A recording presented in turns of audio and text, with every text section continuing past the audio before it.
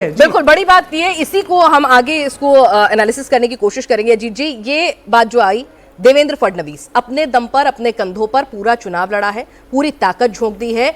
जहां मराठी को आगे रखना था, वह मराठी की बात की। उन्होंने कहा कि हिजाब वाला मुस्लिम मेयर बनाएंगे, उन्होंने कहा नहीं, मराठी और हिंदुत्व, उसका कॉकटेल दिया उन्होंने। दिल्ली से कई बड़े बड़े नेता ऐसा कैंपेन में जुड़े हों, ऐसा भी नहीं था।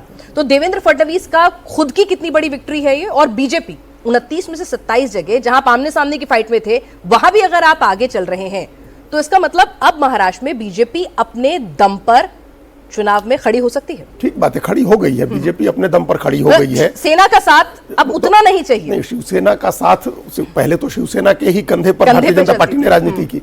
फिर उसके बाद एक समय ऐसा लगा कि एकनाथ शिंदे के सहारे पार्टी चल रही है। फिर अजीत पवार का सहारा लिया गया। इस पर सवाल भी उठे कि भाई अजीत पवार को आपने क्यों लिया। तो वो एक स्ट्रेटेजी अब समझ में आ रही है, भारतीय जनता पार्टी को अपनी ताकत बनानी थी। और ऐसे ऐसे राज्यों में हमेशा भारतीय जनता पार्टी किसी न किसी सहयोगी दल के साथ चली है, या अपने किसी बड़े नेता के दम पर सफल हुई है। ये हर रीजनल जहां भाषाई वो पहचान वाले राज्य हैं, तो ये वो कर लिया। अब वो उस पॉइंट पर पहुंच गई है भारतीय जनता पार्टी जहां उसको किसी और की जरूरत नहीं है। सप्लीमेंट्री फोर्सेज हैं। और ये विधानसभा में पता चल गया था जब 132 सीटें अकेले भारतीय जनता पार्टी जीत गई। ये उसका रिपीटेशन है, ये रिपीट हो रहा है।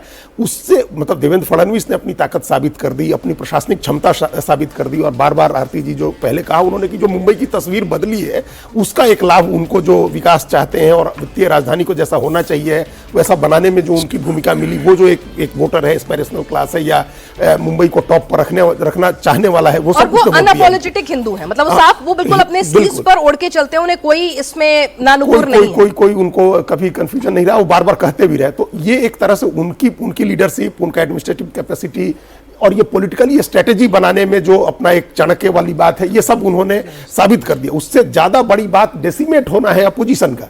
अब देखिए, एक वसई विरार में हम लोग जो देख रहे हैं कि मेयर बनेगा दूसरी पार्टी का, वो भाई ठाकुर की पार्टी है। मतलब वो कांग्रेस और ये एनसीपी या दूसरी किसी की पार्टी नहीं है, वो एक इंडिपेंडेंट पॉलिटिक्स करते हैं अपने उस इलाके में। हितेंद्र ठाकुर, भाई ठाकुर जो है, उनके परिवार का वो गढ़ है, वो बना रहे हैं।